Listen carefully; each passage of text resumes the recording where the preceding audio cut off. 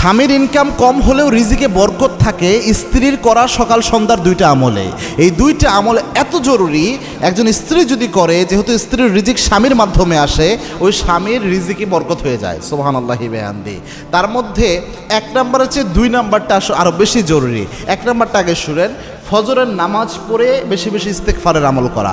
এটা যদি মহিলারা করে এটা বরকত আসে, কেননা ফজরের সময়টার ব্যাপারে আল্লাহর হাবিব বলেছেন, আল্লাহুম্মা বারিক লি উম্মতি ফি বুকুরিহা, ফজরের সময় হে আল্লাহ আপনি আমার উম্মতের জন্য বরকত দেন। আর এই হাদিসে এসেছে ফজরের সময় বরকত এবং রহমত নিয়ে ফেরেশতারা আসে।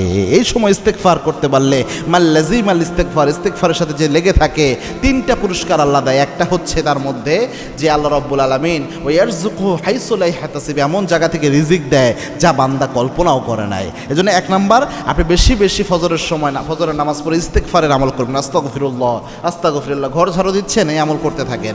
দুই নাম্বার হচ্ছে মাগরিবের পর সূরা ওয়াকিয়ার আমল করবেন। আব্দুল্লাহ ইবনে মাসউদ রাদিয়াল্লাহু আনহু যখন অসুস্থ, তখন উসমান রাদিয়াল্লাহু আনহু বললেন, তোমার ঘরে তো মেয়ে সন্তান, কোনো ছেলে নাই, তো এই ক্ষেত্রে তোমার ইন্তেকাল হয়ে গেলে তোমার মেয়েরা কিভাবে চলবে?